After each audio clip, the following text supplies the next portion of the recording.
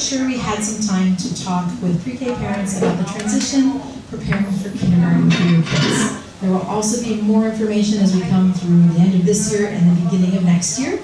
So it's just a nice preview about what you can expect from the transition from pre-K into kindergarten. So I'm Christy Sensick. You all know me as the head of elementary. I also just want to make a quick introduction to Erica Johnson. Erica is our curriculum coordinator for the elementary school. She moved into the role this year, and last year she was working as our literacy coach in the elementary and middle school. Instruction coach with a literacy lens. Okay, so today we're going to cover quite a few topics. We'll have an overview, and there's lots of time for us to answer questions. There are post-it notes and pens on the table, so if you want to write any questions down there, we're a small enough group that we can probably answer most of them today. If not, if we don't get to answer them, just make sure you jot them down, put them on the questions poster over here, and I will try to get some Q&As out to you before the end of the year. We'll meet the team just in photos today, possibly. For those of you who want to go and take a quick trip up to the kindergarten classrooms, we might see and get to meet the teachers in person there. We'll talk briefly about philosophy and standards, development in 4 to 6-year-olds, because that's what our kindergarten classes usually have in them. We'll review the school day, quick overview of that, talk about arrival and dismissal times, lunch and play, a little bit about academic areas, technology usage, because that's always something that we wonder about as we are in our younger years. Communication, learning spaces, and transition activities. It looks like a lot.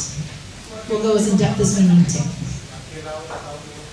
So let's just start with an inclusion activity. Why don't you talk with someone at your table, or a group at the table? What's one thing you hope doesn't change, does not change between pre-K and kindergarten for your child? And then if you have time, what's one thing you hope does change between pre-K and kindergarten for your child? So we'll take 2 or 3 minutes just to talk at your tables, and hopefully 1 or 2 people will share out.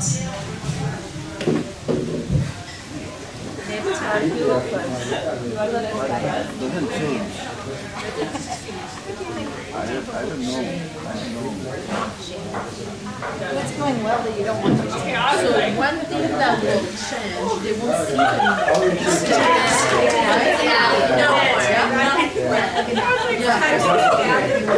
Okay. So no more people. We're looking forward to that. I don't want to change. They are very happy when they go to school. There. I mean, it's not, they don't Liam doesn't complain about going to school. They always happy to go. It's still nice. I hope they still, let's say, I guess it was play-based, or they do some kind of learning by doing, by playing, by enjoying the time here. So I hope they do the campaign. They have no all this mixed with curriculum, with learning math and learning to write. I call it this kind of... This doesn't change. I call it, Enjoy, play. yeah, sure.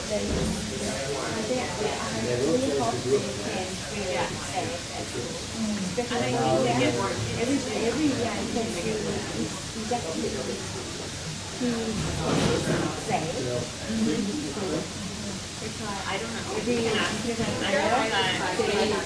Running on fire. I have to.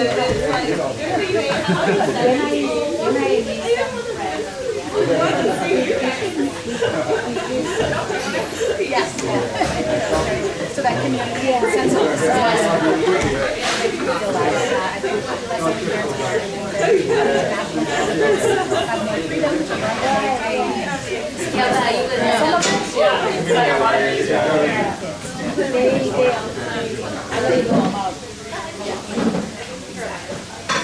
one thing this year that I loved was having the bigger kids come in to the younger kids. And during the party on Friday, Gaston was teasing all the bigger kids. That was funny, and then I came to people and Gaston's mom, so everybody knew who Gaston was. So I was like, is that a good thing or a bad thing? Yeah, and I really like it. Yeah, I don't know when I was in class, but no. Yeah, the kids from the other class. No, that was, yeah. Yeah, they know each other. When we arrived at school, all the kids Yeah. But for me, it's the transition to like that we kind of miss it or just to reading how that works. And the stress is on the parent. And what about yours? Do they explain why they do this? That's Go ahead and finish up what you're saying. We'll give you about 10 more seconds that there. part is a bit more complicated. So don't feel bad. Not good or bad. I don't think it's more Okay. Is there anyone who would be willing to share out? What's one thing you hope doesn't change? Free play. Great. There will still be time for free play, particularly at patio times and end of the day. Great. What else do you hope won't change? Yes. The Forest. Forest School will still be in place in kindergarten once a week for each kindergarten class. A 6-day rotation. 6-day rotation, thank you. We are working on a potential new schedule for next year. It's not out yet. It may be a 10-day rotation so we can align with our secondary school, but whatever it is, we'll make sure that we keep that calendar with the colors and the dates on it. I think that's probably the most helpful piece. Rotational schedules have to do with space and teachers. So it's not something, unfortunately, we can avoid, particularly right now as we're under construction. So that's just a reality in many schools that we do a 6-day rotation because of classroom usage and space and teacher availability. I actually found it pretty useful because different days of the week, my daughter has different activities and it balances out over time. Great, we do try to keep it balanced, so that's good. We'll talk a little bit about what that could look like for this upcoming year too. Anything else?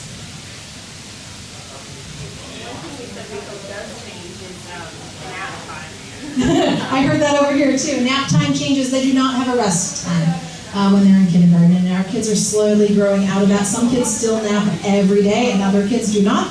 I personally have been down there with them as well, with those who are sleeping and those who are not, in nursery and in pre-K, and it's always a fun time. But no, we don't have rest time in kindergarten the same way. I also heard things like just learning through play, joy, having older kids reading to younger kids, kids who love the school, and getting to know other kids outside of your grade level at school. As all things we hope changes, or stays the same, not changes. Most of the thing that we hope does not change is rest time. I mean, that changes is rest time. I'm getting a little backwards here. The thing we hope changes is rest time, but we hope doesn't change. Play, inquiry, joy, community. Okay. So these are our teachers on the kindergarten team. Our lead teachers are Miss Holly and Miss Kathy, and they've both been in the positions for quite a period of time. And then the associate teachers, there's a full-time associate teacher in each classroom. Miss Poonam works with Miss Holly, and Miss Julie works with Miss Kathy. You've probably all seen them, whether it's at arrival time in the mornings, at the gate, sometimes in the school, or around for school activities. I will say, I think our kindergarten team, lovely, a little more reserved as people than our pre-K team. Something for you to know, right? I'm actually an introvert. Most people find that surprising. But when I'm around people, I'm much more chatty and so forth. It's not a super chatty team in many ways, but they're just reserved. They're there for you, they're there to communicate with you, and they're there for your kids. So don't hesitate to ask them questions. Don't hesitate to talk to them. They're wonderful people and they really care about your children.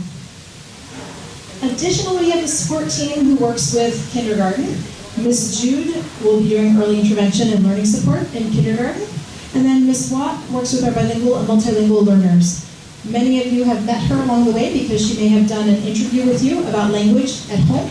She works with the classroom teachers and with some brand new to English students, and then helps with collaboration around our units, helping to practice and learn different strategies for working with bilingual and multilingual learners. They're both on the same floor as well, which is floor 2, the same floor as our kindergarten classrooms. So this is just a little bit about the philosophy behind kindergarten. And really, just like pre-K, we're looking at the social, emotional, and behavioral, as well as the academic growth of your children. In fact, this runs all the way through our entire school at BFIS through grade 12. The importance of the whole child and what we do in our schools to help develop kids who are going to make a difference in this world. Global citizens, change makers, good people, thinkers, collaborators, and communicators. So in kindergarten, a big shift is continuing to develop that independence. That happens every year, a little bit more independence, a little bit more independence.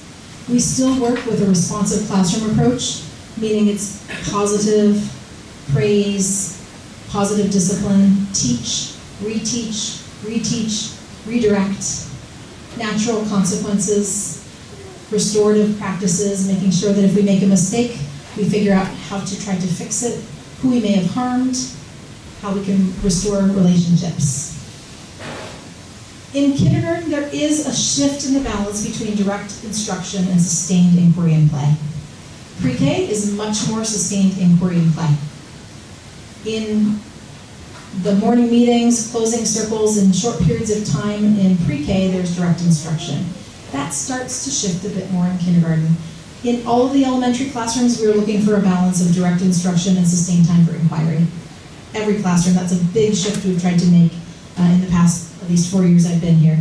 But here in kindergarten, there's a little bit more direct instruction, so a little bit more structured time. So they'll come for the morning meeting, they'll have a literacy lesson where they're meeting together on the carpet for 15, 20 minutes. They'll have a numeracy or maths lesson, mini lesson, where they're on the carpet for 7 to 10 minutes, and then off they go to rotations and centers. So that's a little bit of a shift more than pre-K. So that's a little bit more of the direct instruction, but we know that attention spans of our youngest children are very small, so there's short pockets of direct instruction, and then they move into that guided experience where they're working in different stations or centers. They have an activity that they have to do, and then some of those activities are open-ended.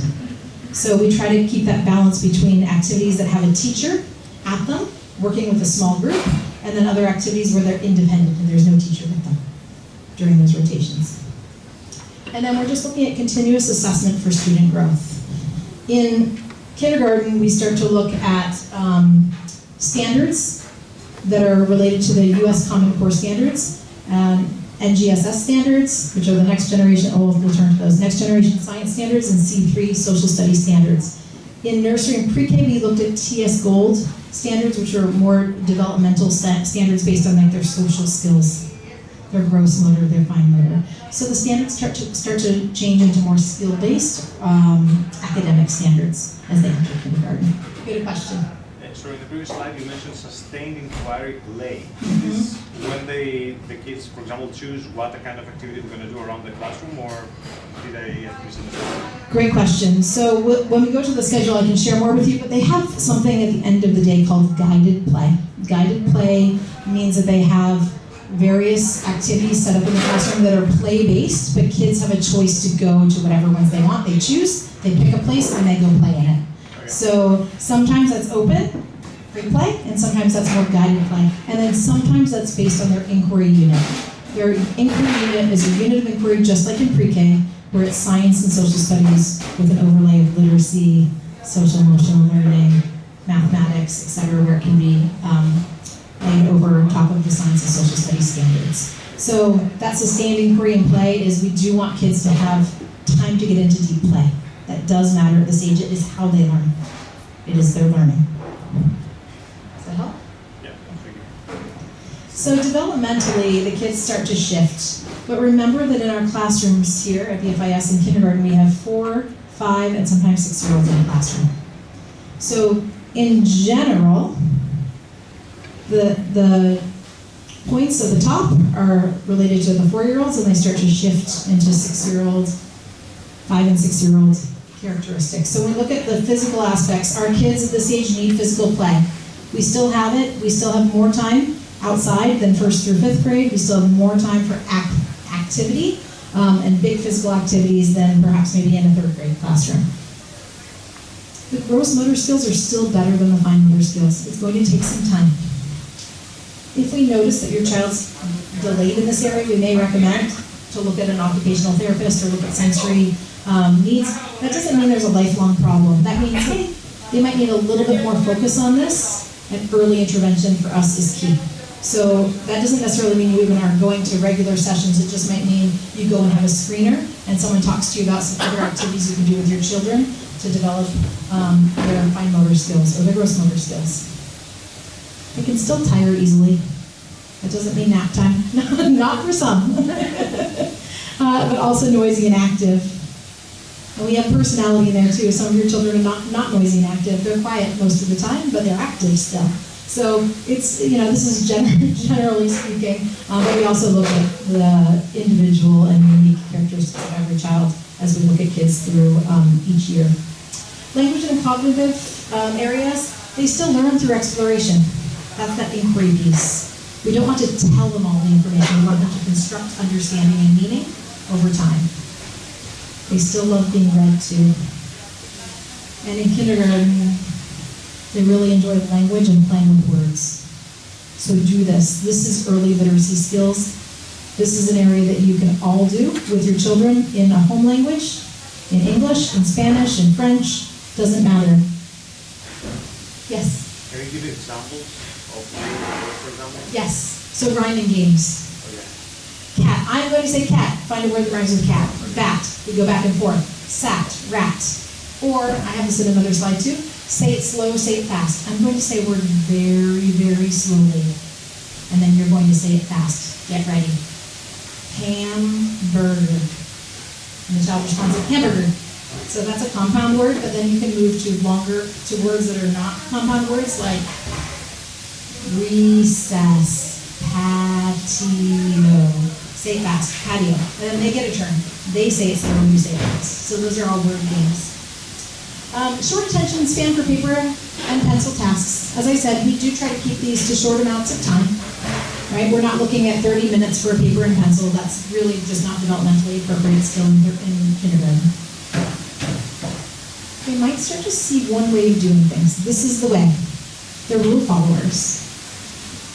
Really fun in kindergarten. It's amazing to watch the teachers from the beginning of the year show them, this is how you put a cap on the marker. You think, well, most kids might know how to do the cap on the marker, but there's a way to do it, and we want to teach it because they learn the structure of being a community member in that classroom, and they're really starting to take more responsibility for their belongings, for their things, for their classroom, because they're more aware. Imaginative, yet also literal. Concrete, so abstract thoughts, abstract thinking is still developing. Concrete is much more typical, but we're working on those abstract concepts and thoughts with them. Thinking out loud, quite talkative, again, beginning to conceptualize, but more concrete.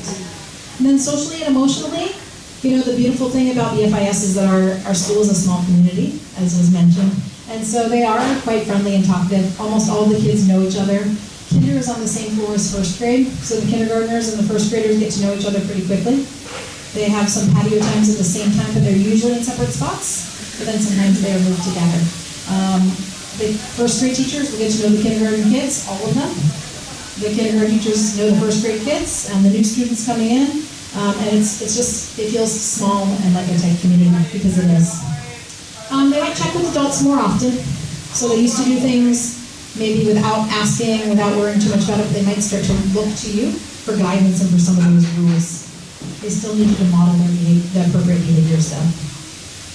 They love having jobs. This is all part of a unit on what it means to be a good community member in the classroom, and they will have some classroom jobs. While they love the adventure, they love the play, they're also looking for boundaries. Part of those rules and expectations are that we determine and discuss those boundaries together, what's expected and what's unexpected, meaning what's okay, and what are the behaviors that we don't expect that shouldn't be happening. And we talk about those in our classroom. You'll see, as those of you who walk upstairs with us, you'll see some of the kids have been writing, and they're leaving posters around the school. We have a big problem in our bathroom. There's someone running in the hall. We can't run in the hall. So they're making sure to also share those rules with other kids. They're good at partner and solo work, individual work. Being first and last in the lines, and whatever it is, matters. So that's one of those disputes that we work with our kids. Like, the line leader, the caboose, the first in line, the first to get their markers, the first to get their pencils. We're trying not to make that a race. It's not, but social emotionally for them, it still is. So we're working against some developmental aspects there. Easily upset at times, but they can also bounce back. They're fairly resilient. The beautiful thing about transition from pre-K to kindergarten is our kids are generally really resilient. They're generally not super worried about kindergarten. Parents tend to be more worried, and so they take their cues from you. It's really important, and that's part of why we're here today, to make sure that if you feel more at ease, your kids feel more at ease. And the reality is you fake it until you make it. So they feel you, they mirror how you act, they mirror how you feel, whether you know it or not. So you kind of just have to keep going. It's going to be great, it's going to be great, it's going to be great, all while knowing that your child's off to the real official first year of school, right? I recognize that's its own challenge. So we're going to talk a little bit about those transitions now. One of them just being the very beginning of the day, arrival time. So this is really important as a pre-K parent. We've left the pre-K and nursery start time to be quite soft, right? We have a soft start. Some parents come at 8:30 and are ready, waiting, particularly if you have an older child. Some are coming in at 8:35. Others are coming in at 8:40, 8:45. And I hate to say it, but going into 9 o'clock. Our start time for kindergarten is coming in at 8:30. Our teachers officially start at 8:35. So at 8:35, I see some of you motioning to others. At 8:35, our teachers go down to the court and they meet the kids and they bring them up to start the day. We always tell parents, imagine if you were 5 minutes late for a meeting every day. It backs up the whole rest of your day. It feels like you can't catch up or keep up. And when kids come to school late, that's a feeling that we impose upon them. And we as teachers try not to, because it's generally not a child's responsibility to get themselves to school on time. But it is really important that they're at school on time. Yes? Do you offer any coaching for getting a 5-year-old at school? Coaching! We can talk about that. Really, I think there's parts to this that are trying to make sure that you're getting things prepared the night before where you can. Trying to, if you need to, incentivize getting dressed, showing, great job, you did it by yourself, or I'll do this part, you do this part. It can be, let's get dressed and get moving, and you can have 5 minutes of something that's really exciting, 5 minutes of Legos, but only 5 minutes. Use a timer. Use visual schedules that show kids, these are all the things you need to do. They do like responsibility at this age. So you have to find the way that works for them. For some, it might be a tag on their backpack that says, I put these things in my backpack. Maybe if you're bringing a lunch from home, or their folder, that those are marked on a bag. But visual, anything that's a visual is really helpful for kids. So a visual schedule is, move this, or put a check next to everything you've done. But something they can see, something they can move, something they can feel is great. And then mini incentives is okay. So the gate opens at 8:30, and the kids will come up through the main gate, and then they line up with the cones.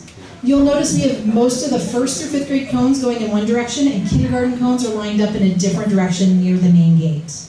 It's because we kind of have them a little bit more out of the way of the rest of the kids, and they are the last students to go up and into the building. The reason being, we know kindergartners have different needs than 1st through 5th graders. The first 4 to 6 weeks of school, parents, you can come onto campus with them and bring them to that line. That's okay. We realize that usually after 4 weeks it's pretty good. The reality is for some kids, they may cry for weeks to a month. We don't want to cause trauma, so we're really careful when we work with you on how does that transition work and what can we do together. But usually for most kids, 4 weeks is more than enough time to be brought by a parent or a caregiver right to the line. The teachers come, like I said, at 8:35. You're welcome to talk to them briefly there, but remember that at that point they are on with their up to 18 kids in a kindergarten classroom ready to go. We'll talk about some of the information that you can share during that time with the teachers, because it is a time where you're connecting with the teacher too. We recognize that. So there is no play in the patio now? Correct. There isn't play in the patio for kindergarten right away. They come in and they go right to something called a morning meeting. They have it in pre-K. Kids come into their classroom, they put away their bags and everything, and they join the rest of the class on the carpet to start looking at the schedule for the day. They have a morning message. They share a greeting with each other, they do a little activity, and then they move into their literacy work. So that's where I say it's so important that they're at school on time because they miss that. And it's a huge community and connection time for kids. And the ones in the bus, the school bus? Those kids on the school bus, great question. The kids that come on the school bus do come up and they play on the court until 8:35. And then they line up there. So great question there. Again, we just want to support that independence. So as they're coming in, it's hard to break our own habits, but try really hard from day one to break those habits. Have your child walk independently, don't carry them in. Have them carry their backpack. There shouldn't be much in it, to be honest. We don't actually have big textbooks at all in the elementary school. I shared this book, The Kissing Hand. It's a great one, but again, for some of those kids who struggle maybe with the disconnection from parents, this is one idea, but Kissing Hand, I've sent it to some parents, even in pre-K and nursery. It's a little bit about a baby raccoon who's having a hard time saying goodbye, and at the end, the mama raccoon kisses her hand, and then throughout the day, the baby raccoon can touch their face. Another thing might be to draw a smiley face on your child, or something, heart, smiley face on your child's hand and on your hand. Or create a special bracelet together where you're wearing this bracelet every day and touch the bracelet, or put it to your face or your lips or whatever you're thinking about mom or dad throughout the day. But those are just some ideas for some of the kids who go through the attachment phase. All of your kids are doing well in pre-K right now, so you know they can do it. But new tends to bring some of this out, and that's okay. It's their way of showing you that they love you, and your way of showing them that you love them too is giving them the strategies and the tools to let go and to say goodbye. But it does take practice, and it takes some consistency. And we'll work with you as we need to on that, because some kids, they were fine in pre-K, they were fine in nursery, they come, and all of a sudden something flares up. It happens now and again. We also know kids, just like adults, have hard weeks and like calm weeks, and it might be fine most of the time, then all of a sudden your child's just having a hard week or a hard day. Right? I know I won't be here next year, but Jill and Ms. Zelinsky, Tara will be here, and they'll be at the gate. Just talk to them, let them know if so-and-so's having a hard day. Can I tell the teacher? Can I walk in with them? That's the beauty of this community. We can be flexible. We want to do what's right for your kids. Okay, and then dismissal time. Dismissal time's at 3:45, 2:45 on Wednesdays. Dismissal is for kindergarten at the main gate of the school. They're the first kids out the door at the main gate, and that's also a time when you can connect with the teacher as well. So every child, just like nursery and pre-K, we have a dismissal log where we note how every child has gone home. So you'll need to give us the names of people who have permission to pick up your child. You can connect with your teacher. They usually have to do a fist bump or a high five or a wave, something to acknowledge that we're saying goodbye. There may be some days when you need to talk with the teacher. There's an associate teacher who brings kids down here for buses and after-school activities and then comes back up to help support that, so that if the teacher needs to step to the side and have a conversation with you there as well, they can. And then I just shared this parent-teacher communication piece right here at arrival and dismissal time, because those are times when you will have daily contact with your child's classroom teacher. But as you recall, I said that it's not that soft start where we're playing outside, so the time is shorter than you have in pre-K and nursery to talk with your teacher in an unscheduled way. So arrival and dismissal times, if you need to talk with the teacher, these are the things I recommend, like small issue needs, short-term issue, or like time sensitive. I really need to pick up my child at 2:30 and I forgot to email you. Right? They said they had to stomach ache this morning. They vomited, but I just think it was that they ate too fast and everything's fine. But if they're not feeling well, let me know. So it's some of those short-term issues. The bigger issues, send an email to your teacher, request a meeting. That's okay to do. We'll try to get to you as quickly as we can. If it's multiple people in a meeting, it sometimes takes a little bit longer to schedule a time when we're all available. But if it's just you with the classroom teacher, send an email, schedule a meeting. It can be a telephone meeting, a video call, an in-person meeting. We'll try to be available for all of those.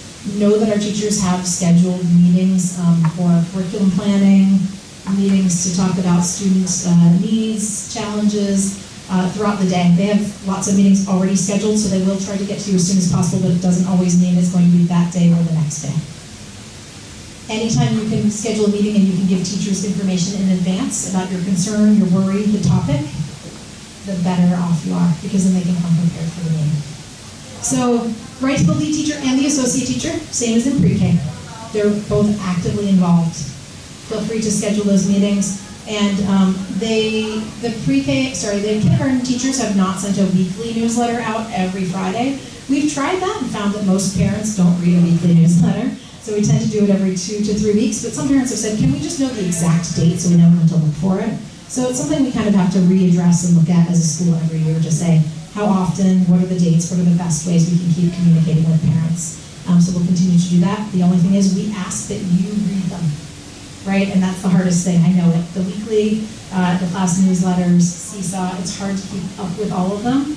And we have grade reps who do a great job of also reaching out and saying, hey, don't forget there's a field trip coming up, or don't forget it's Forest School Day. That's really helpful, but any communications that we send, you will feel the most ready and prepared if you're able to read those. Yes? Will we also get the pictures?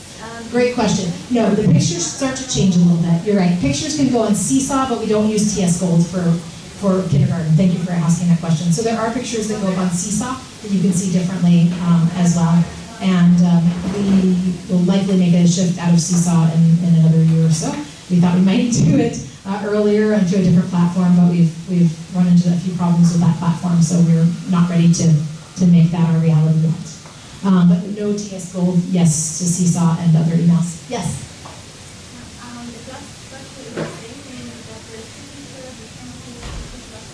Great. The class structure is the same. 2 classrooms, 2 teachers, a lead teacher and an associate teacher in each classroom. And the classes in kindergarten can go up to 18 students in a classroom. I do believe we're below that at this point. Okay, so this is a general schedule for a kindergarten student. So as I mentioned, we start that morning meeting as soon as we arrive. And by 9 o'clock, we're moving into literacy time. Generally, that literacy time involves some type of phonics lesson. We're using a program called UFly. And that phonics lesson begins with all students on the carpet, and then it shifts into small groups of students reading with the teachers, practicing what they've learned. It involves some reading, some writing, some, again, different types of word work. And students will, as time goes on, bring books home in a little book bag to read with you at home. They're either small books or they're accountable texts, we call them, or decodable texts. They are stories that the students have learned the skills to read every word in that story before they bring them home. And we'll have a whole presentation about this with you next year, so you don't have to worry too much now, but know that there will be some heart words that they learn. Those are words students learn by heart because they can't necessarily all be decoded. And there are other words that they will learn the sounds and how to decode a word so that they can read any word. So that will come. It's an amazing, amazing time of year between kindergarten and first grade when you see the magic of learning to read happen, and it's unbelievable. Then they move into snack and patio at 10 to 10:30, and the classroom teacher is with your children at that time. So it's usually a classroom teacher and an associate teacher. Both kindergartens are at patio times together in the same location. Then they come back for math. Math is usually a mini lesson together on the carpet, and then they move into rotations. Like I mentioned before, there's usually 4. 2 of them have a teacher at them, and 2 of them are independent practice. They're games, usually. There's some type of game. It's amazing what they think is a game. You know, roll the dice. There it says 4, and then write the number 4. Right? But to them, that's still a game and they enjoy it. They know the structure, they know what to do, they know the expectation, and that station or center remains the same for a few days of the week. So every child has an opportunity to go to each station. Spanish and Catalan, if we move to a 10-day cycle, this is not the same, so this is a sample. But Spanish and Catalan, they currently have like 4 Spanish or SAL classes and 2 Catalan or Spanish-Catalan studies classes in a 6-day cycle. So that shift with having Catalan happens starting in kindergarten. Yes? So for those kids who opted out of Catalan, they have then, instead of the 2 Catalan, they have then 6 Spanish? Yes. Great question. So if your child is not a Catalan speaker, they have something called Spanish-Catalan Studies. And that is learning about Catalonia, but learning in Spanish. So it's more Spanish instruction. Again, we try to play with this each year depending on how many students we have speaking Spanish, how many students we have speaking Catalan, classroom spaces. They tend to be quite small classes, to be honest, all of them, which is great. We've also really tried to make play be part of our work in Spanish and Catalan as well. So it's a lot of oral language, speaking, listening, engaging in communication by talking, rather than all reading and writing at this stage. Specials then, our kids usually have specials before lunch and patio. Okay, yes. Do they do it together, or do they do it together, or the 6 hours during the 10-day rotation, or they do some classes together, some separated? Great question. So usually what happens is, it depends on the cohort of kids, but usually what will happen is if there's, I'll just say Spanish and Sal, they'll keep the Spanish kids from Miss Holly's class in there, the kids who are native Spanish speakers in that class, they'll keep in that class. They'll keep Miss Poonam's native Spanish speakers in her class, and they'll take out the Sal kids. Spanish is an additional language. And depending on level, we might have 2 groups of Sal kids, beginners, beginner to intermediate, intermediate to advanced, or we might have 1 group. So it does depend. The teachers assess the kids at the beginning of the year. The same thing happens with Catalan. Sal Spanish is an additional language. So Spanish language acquisition, we've changed the name, actually. So learning Spanish. Those kids who are learning Spanish who aren't already speaking it.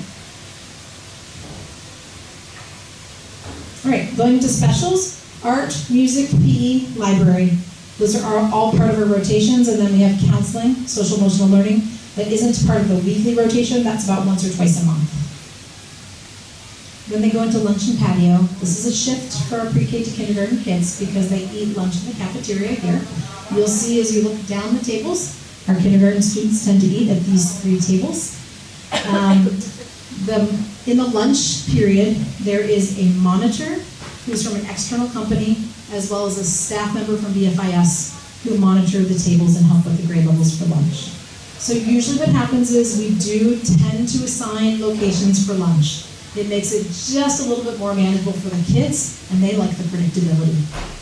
So we might say Miss Holly's class, Miss Poonam's class, kids who brought a lunch from home, because more kids tend to buy lunch.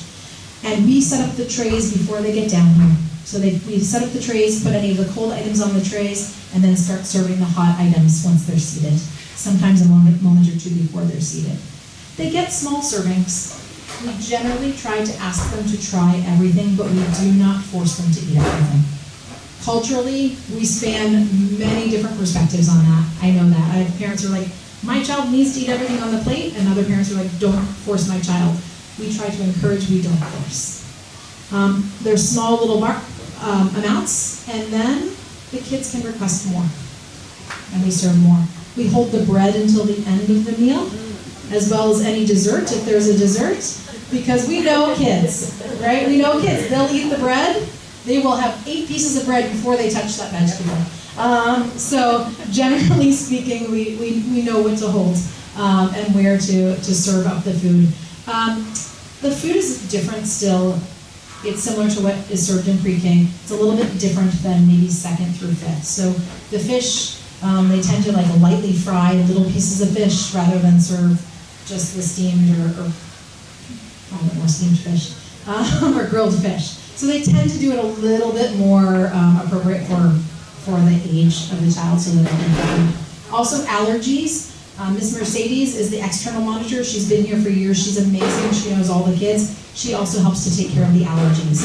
So kids with allergies usually have a special colored tray and or a little sign on their tray that says like gluten-free or peanut or whatnot, so that we can make sure that they're served the appropriate food. They don't have to sit at a specific spot. They're still usually in that assigned seat, but we don't have like all the allergens in one location. That's not what we do. So the kids are here. Generally speaking, our cafeteria is loud. It's just the acoustics are terrible. But the kids are great. And if you sit and you watch the kids, they're usually sitting. We ask them to raise their hand. We try to encourage them to use their napkins and their utensils and so forth, and we'll continue to do that. And again, the 3 tables here, there's sometimes, depending on the year, maybe 3 or 4 more tables filled with kids here from our upper elementary, and then middle school and high school are usually on that side of the cafeteria. So it can be a little bit loud and a little bit overwhelming at first. We really do try to get the kids down here early at a good time, particularly those first few weeks, so that they know what to do. They know how to clear their tray at the end. They know that they have to raise their hand to use the toilets, which are right over here. And in fact, last week, while we were away with kindergarten and first grade in Polonius, the pre-K kids came and they ate in the cafeteria. So they already had their first experience eating in here with their teachers, and it was a quiet day. Yes? Yeah, that's what I wanted to ask. Like last week was quiet, it was just the... Yes. Yes, we're already beginning transition activities. We want our kids to be pre-K kids right now too, but we also take advantage of those opportunities where we know that we can start to transition them. So they got to eat in here, they got to sit at these tables and feel what it feels like to eat in the cafeteria. We do have them help to clear off their trays at the end, and then we go to patio after the lunch. At patio time, for the lunch patio, there's also one external monitor and one BFIS staff member who's out there. It's generally either a specialist teacher, or like, Spanish Catalan teacher, a specialist teacher, or Miss Watt or Miss Jude, or a learning support teacher who are with the kids at that time. And that's because our classroom teachers and associate teachers have their lunch break at the lunch and patio time with our kids. What's really important to know and to note is that our teachers and monitors are watching kids while they eat and they're supporting them. If they see a child who's regularly not eating, not trying anything, disruptive potentially, they're going to reach out to you. We ask staff members who are at the point of contact to be the people to reach out.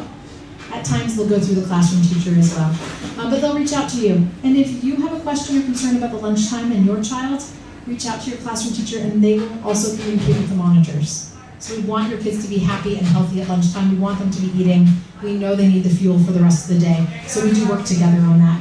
Generally, they eat and they talk a lot. But generally it's quite a fun time for them, and we really do try to monitor to make sure they're all doing a great job of eating and making sure that they're taking care of themselves appropriate lunchtime. When they come back from patio, and our patios for kindergarten tend to be in the same locations as early childhood, the pods in the court, and the upper patio. We usually don't bring kindergarten to the sky patio.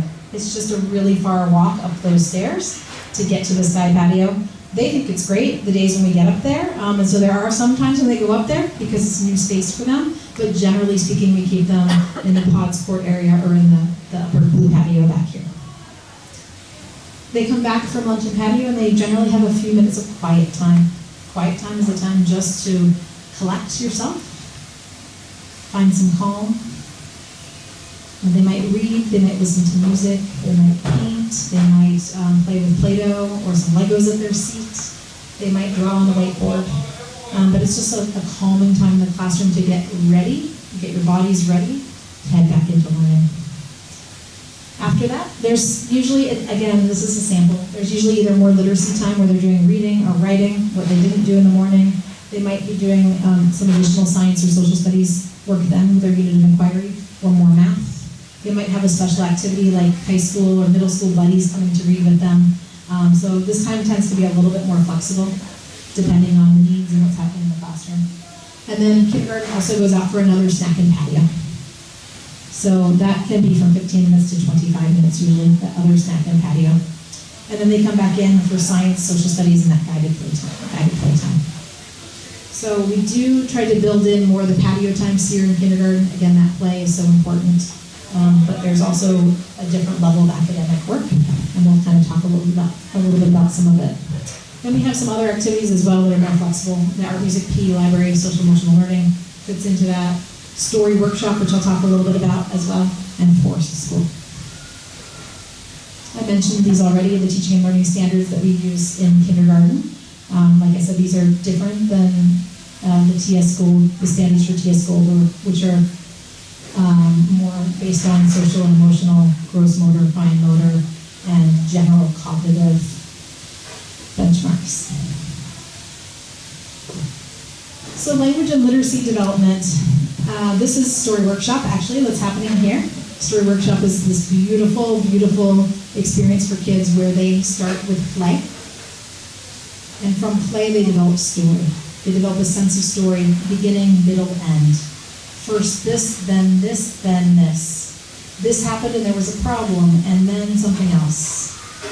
Here are the characters in my story. They start to tell stories, real life stories, make-believe stories, how-to or directions on how to do something. So the beginning of Story Workshop starts as play, and they create and tell their stories. So it might be with blocks. These are blocks and animals here. It might be that they're telling their story through watercolor. It might be that they're telling their story through moving parts that aren't really anything specific. They're just creating a story through that, or they're drawing a picture. And then over time through kindergarten, Story Workshop turns into telling the story and labeling parts. Maybe they're labeling with sticky notes right on the block sculpture. Maybe they're labeling with words on their watercolor or on their picture. And soon, labels turn into sentences, sentences turn into written stories. So it's a really strong developmentally appropriate experience that is pre-writing, leading into writing, and early literacy, leading into reading. So it's strongly connected. I encourage this at home. Kids are always playing at home. Talk to your kids about what they're playing. And ask them to rehearse it. Tell themselves first and then tell you. And then tell someone else at your house. So that they have that practice of telling and sharing a story. The oral language and expressive language aspects of this are really important because they can do it in whatever language they speak at home. They can do it in English or Spanish or any language. They could try it in one language and then switch and try to get in a different language. But they own that story. And the idea of Story Workshop is that our kids have important stories to tell, and they're really valuable, and we need to be listening to them, and they need to be telling them. So additionally, again, sharing stories, use those transition words and phrases that I mentioned. You can practice rhyming, saying words fast and slow, segmenting sounds. So segmenting sounds might be, again, just say all the sounds you hear in cat. Act. What are all the sounds you hear in school? Ooh. Or they might say school. That's okay too. Developmentally, they'll get all those sounds in time.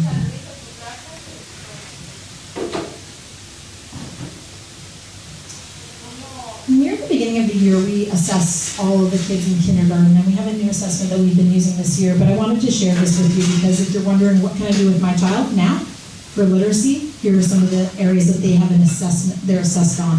The first is first sound fluency. So just as an example, what's the first sound you hear in man?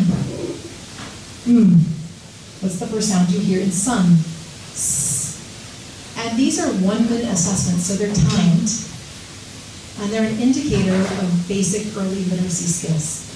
So what we're going to do at the beginning of the year is we'll meet with each child separately and we'll assess where they are and we'll let you know how they're doing.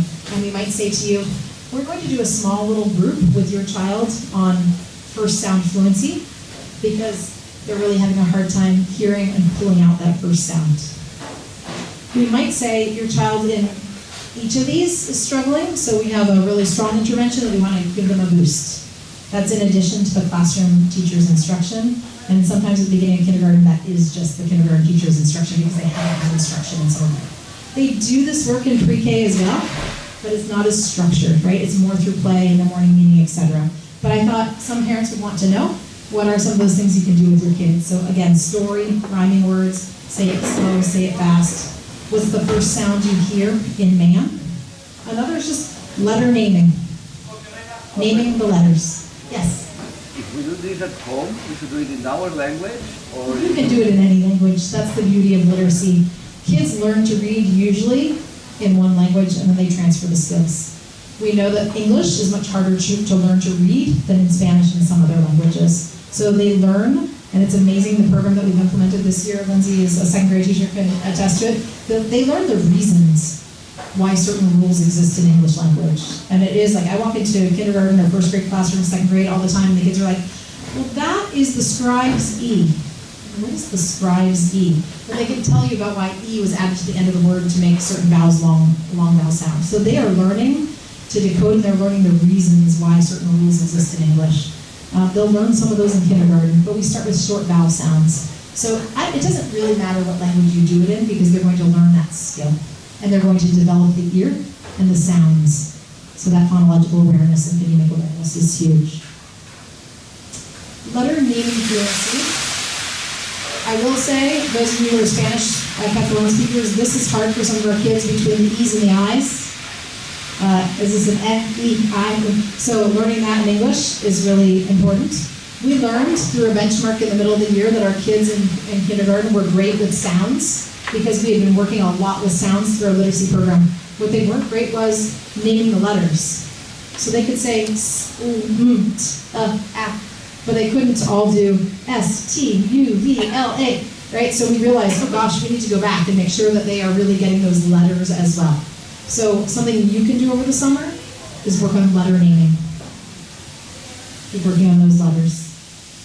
And then this comes a little bit later in the year, in the middle of the year, but I wanted to try to kind of just differentiate for those kids who maybe already have these. Phoneme segmentation fluency. I mentioned this before. What are all the sounds you hear in cat? Act.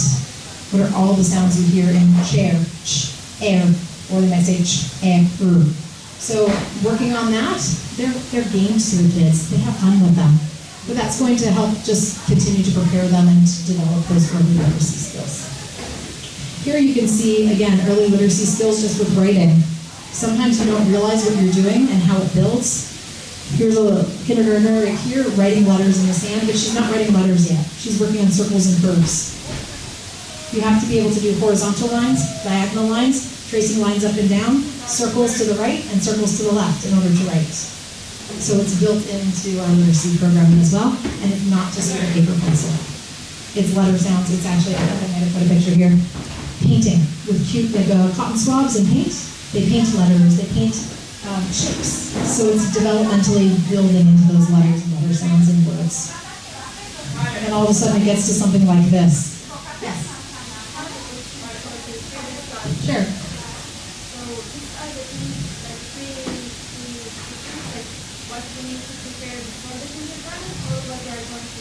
This is in kindergarten, this is happening. And these skills, if you want to work with your children at home continuously over the summer, I would encourage these and the letter sounds, the letter rhymes, and so forth.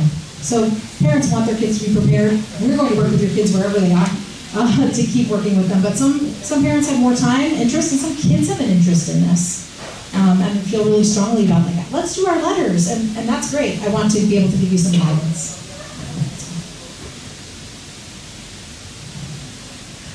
Again, other things, continue practicing naming those letters, and then if your child's already starting to write and they love it, make lists with them. Let them label things. Give them Post-it notes and let them stick them all around the house.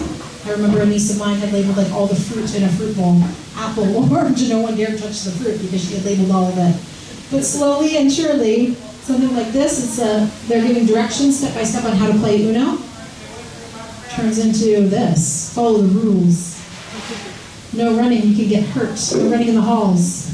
Look, you can get hurt. Slow down. Then below it says something else. So kids, kindergarten writing right now. I mean, it is amazing. Then numeracy development. One of the things that our kindergarten teachers told us was this. They do a lot with numeracy rotations and centers. And something the kids have a hard time coming in with is taking turns. Remember, it matters to be first or last, right? In kindergarten at this age.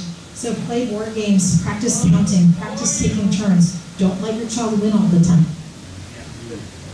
Don't let them be first all the time. It's hard. Candyland says the youngest child goes first. Shoots and Ladders says that, I think, too. But it's okay. They don't always have to be first. They want to be. And it's hard, especially if they're the only child at home, too, right? Or they're the youngest and the older siblings let them do it. But it's important, and that's really a great skill and great practice for them for their numeracy development and for their math time. Play any kind of math games, number games, count this, who has more. Find all the things you can find in the house that have circles in them. Organize these forks, knives, and spoons by groups. Make categories of these buttons. Anything you can do, and they're doing this now. Anything you can do to practice numbers, shapes, sizes, coins, patterns is all early numeracy skills. This is the work they do. Our kids will work on addition and subtraction through tens, and then as it goes later into the year through 20s and kindergarten. Counting as high as you can, forward, backward, starting at any number. Start at the number 9. Let's count up from 9. Let's count backwards from 20. Count by 2s, count by 5s. All this is the work we'll be doing in kindergarten.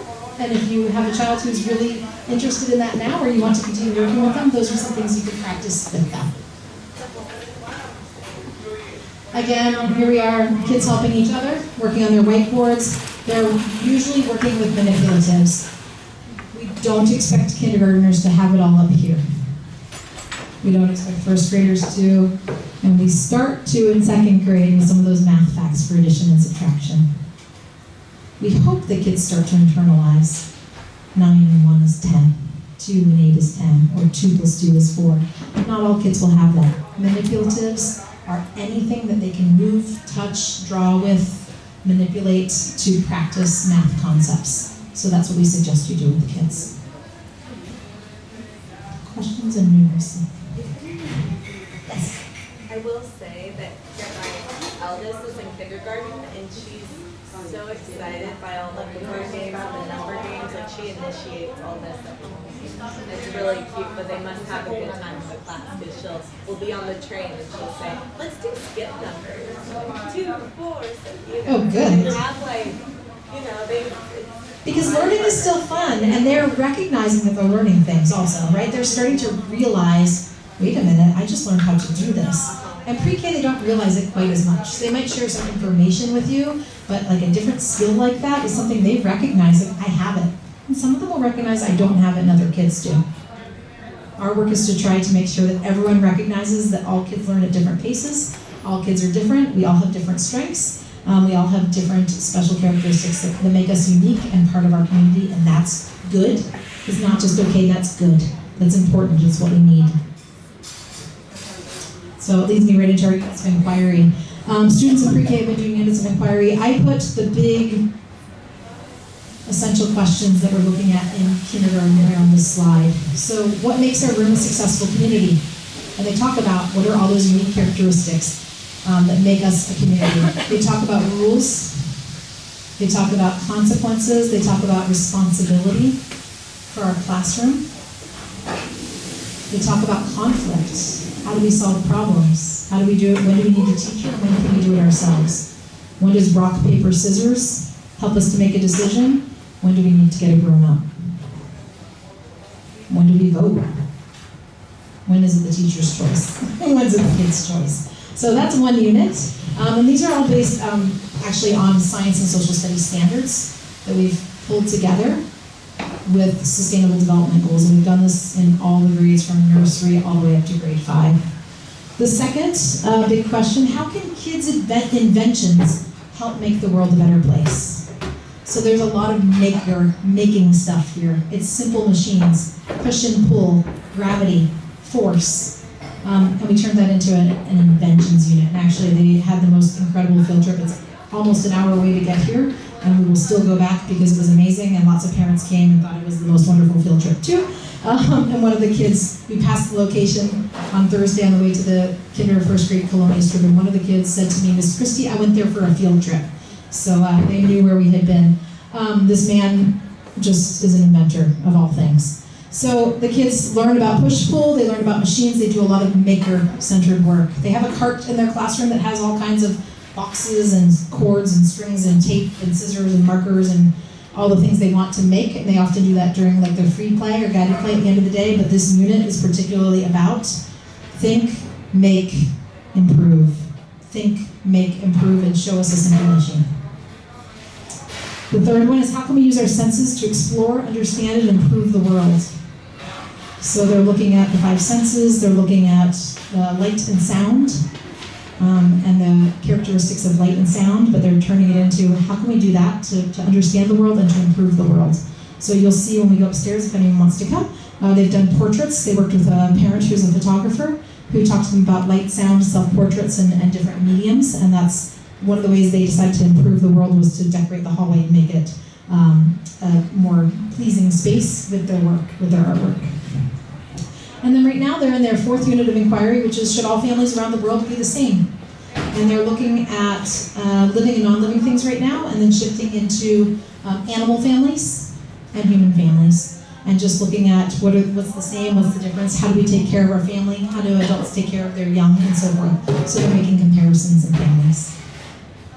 Again, those are all tied to different standards for social studies and science, and then we lay over the reading, the writing, the math where it fits in, and so forth, so that it's a unit of inquiry where they're studying and exploring and trying to find out the answers to these questions. And they can answer some of these questions right away without the unit, but our hope is that they get deeper and they develop more complex, stronger and deeper understanding and answers to these questions so they can help navigate the world a little bit differently when they start. I mentioned this already, so I'm not going to go too deeply into this, but Forest School is still 1 day a week.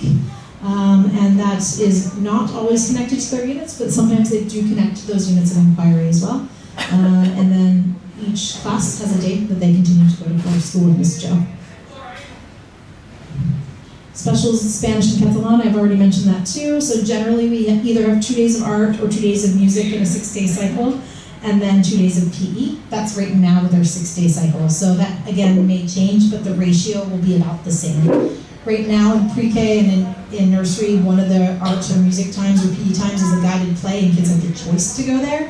But this is more of a set scheduled time. So one of theirs in nursery pre-K is like set, and another one's a free choice, is like a choice for guided play. But in kindergarten, they have their art class, they have their PE class, they have their music.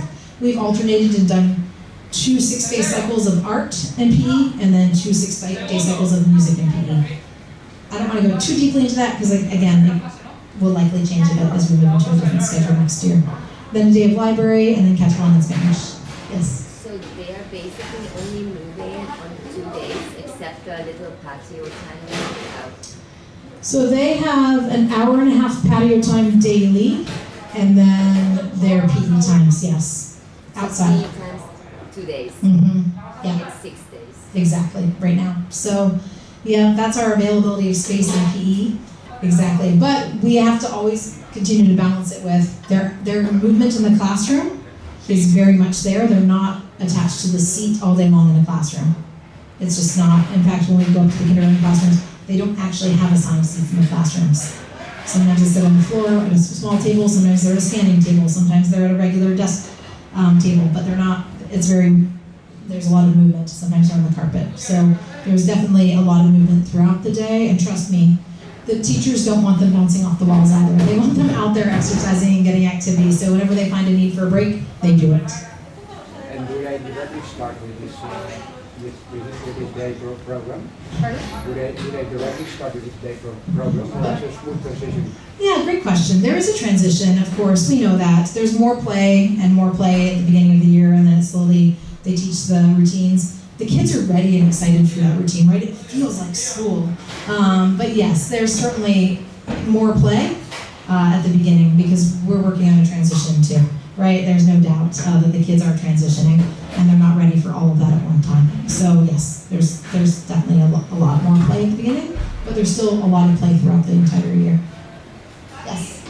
Do you indicate that PE and other specials were kind of elective throughout the year? So for example, my daughter chose PE a lot at the beginning of the year, and now she's being held off PE. It's a good question. So in pre-K, during the week, there's like one time where the class definitely goes to all of them to PE. Then there's another time where it's part of a choice. So it's different here where the whole class goes to art, the whole class goes to music, the whole class goes to PE, so it's not as much choice during that time. So yes, we did kind of play around with that a little bit in pre-K because developmentally it made sense. Yes? So they have 4 days of Spanish, 2 days of Catalan. They are speaking Spanish Catalan and they learning about Catalan, right? Yes. So meaning that they have 6 days of Spanish. Currently, But yes. they are learning only 5 days. It's a 6-day cycle. Okay, so they Exactly. But we are likely switching to a 10-day cycle for next year, so that it will change. That's based on this year, but it's not complete for this year, for next year yet. So So they have like daily 1 hour of Spanish. 42 minutes. Yes. Amazing. Exactly. No more than it.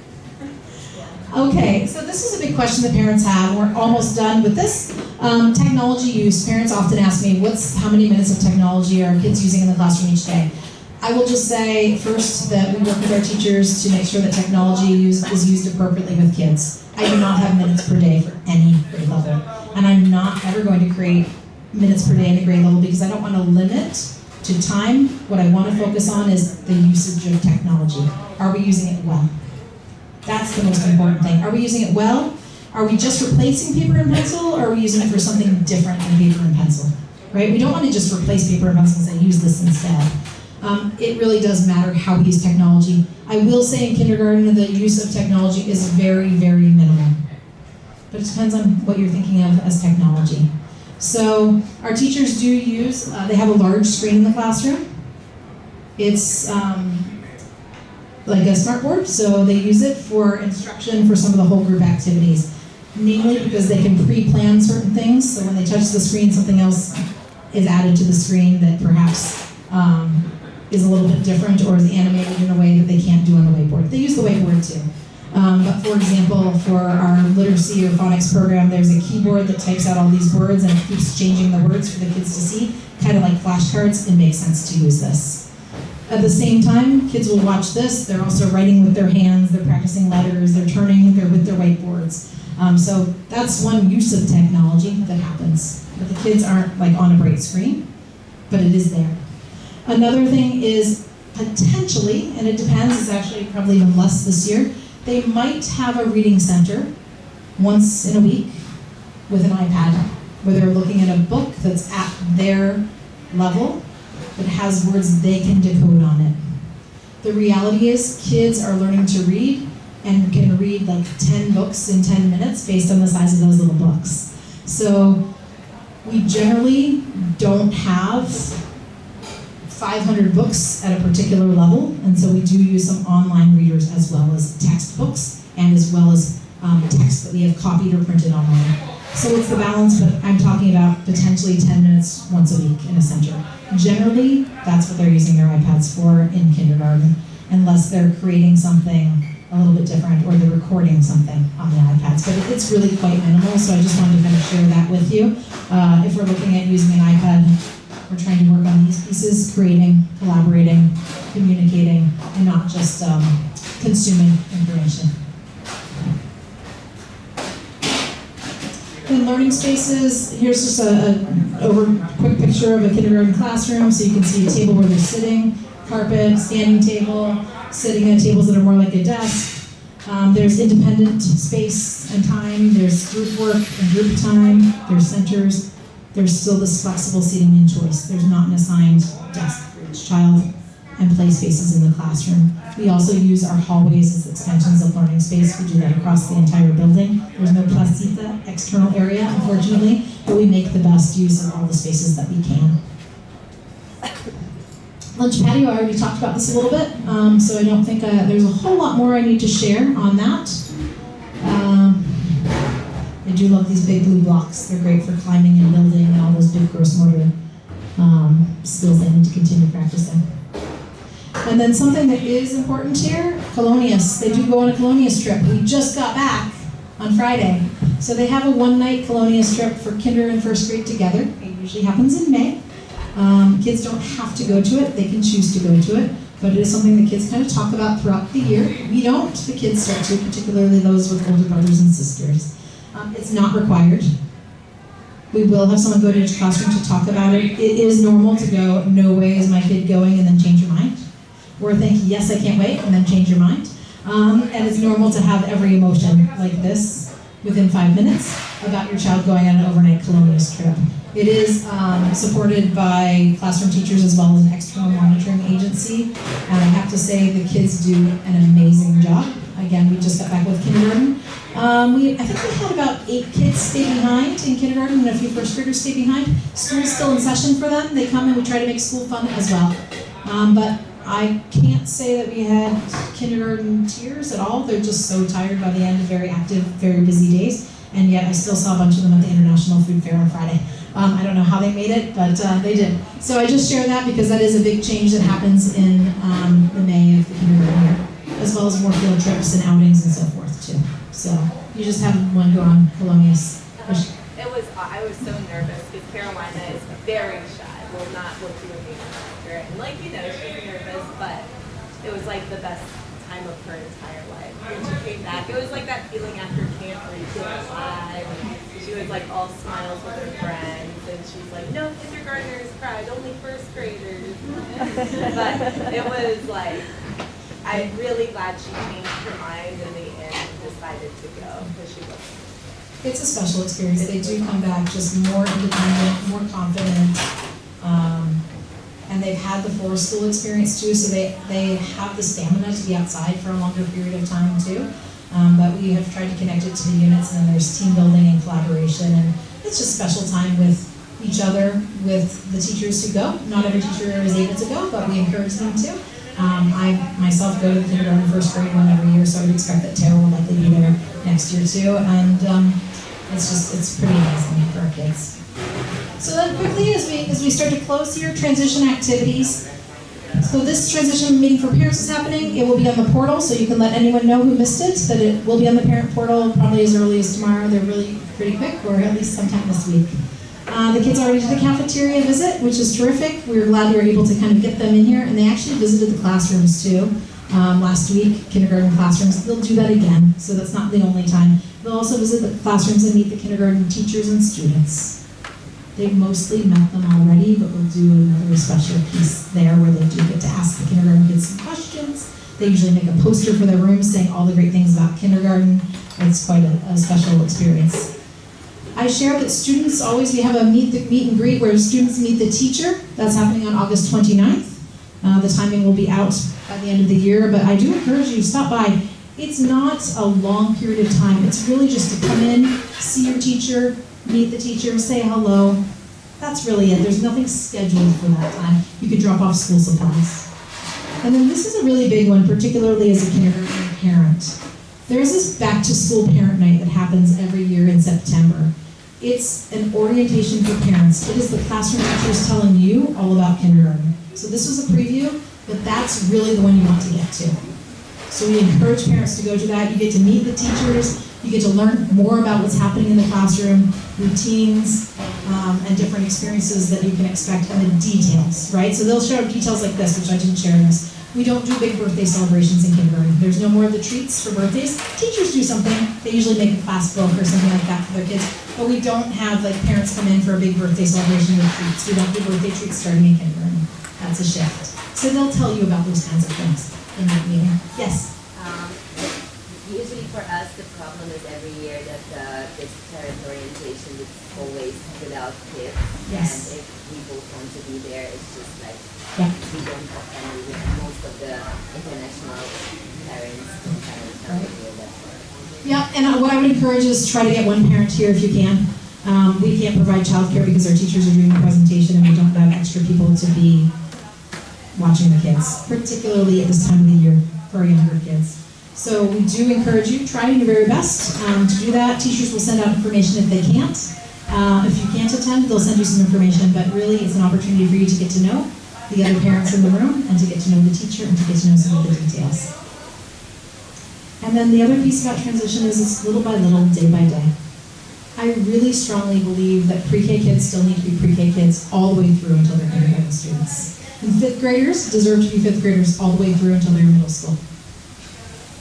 It's respect for them and their developmental stages. It's respect for them and their cognitive, academic, social, and emotional needs to meet them where they are right now. You don't need to spend time talking about getting ready for kindergarten. Let your kids be pre-K kids. They're only this little for so long. And so embrace the time that you have with them as pre-K kids. Don't worry too much about kindergarten. I wanted to share some of this information with you in case you were wanting a little bit more about what to do. I wanted you to know what to expect, but they still have a month of being pre-K students, and the kindergarten teachers will help them transition into kindergarten as they get there. Just like the second grade teachers and the third grade teachers and the middle school teachers as well. Let them be pre-K kids. They are growing every day before our eyes, and it's such a special time. So we want to embrace and honor them at this developmental time, just as we will do in kindergarten. And that's all I have to share with you today. Are there questions that I haven't answered? And then we can take, for anyone who wants to, we can take a quick walk up to the kindergarten classrooms. Yes? On the slide for Bologna's, the last item was sleep under. Oh, great. Practice to sleep under. Again, this is May of next year, so keep this in mind. Some of you have family here, and your kids have slept at grandparents' houses or aunts and uncles' houses, or even a very close friend. But many parents, as you mentioned, it's an international community. Many parents haven't, or you don't believe in it, and that's okay. Something that was kind of common in one of the schools I was at in the U.S. was a sleep under. And so a sleep under was you go to your friend's house, just like you would for a sleepover, but you don't sleep over. So you go after school, after different activities, you even bring your pajamas to change into, you have dinner there, you maybe watch a movie with your friend, maybe you bring a sleeping bag, maybe you don't. You go and get to the point of reading a story, and then someone comes and picks you up and brings you home. So you haven't done the sleeping part, but you've done the period of time away from parents. So it's just starting to transition into that idea of being away for a period of time, going into the evening. Because usually our kids don't have the experience in the evening. And that's the part that's scarier to them, is what do I do at bedtime whenever I don't have the same lullaby that mom has always sung to me? What do I do if my parent isn't there who always rubs my back at night? What do I do if the same nightlight that I'm used to isn't in the room? And that just kind of helps to prepare them for Polonius. So it has to be when you're ready as parents too, right? And that's different for every parent. When I got here, I thought to myself, you're starting kindergarten and first grade kids on the overnight? That's insane. I've only done it with 4th and 5th graders prior to coming to BFIS. But now I understand it and I see the benefits. So every parent is going to feel differently about this, but we wanted to at least share that with you and for them as something that's big that happens in kindergarten too. I think it's quite cultural. Here in Barcelona, Catalonia is very... Exactly. I've heard they take 2 and 3-year-olds out in Barcelona. 3 days at very young age, so... Exactly. So for some, it's nothing. Our second graders do 2 nights. Second grade through 5th grade do 2 nights, 3 days. But kinder and first, 1 night, 2 days. It's a good transition. Other questions? Okay. Well, then, if you want to, don't feel you have to. I realize it's 10:15. We'll walk up to those classrooms.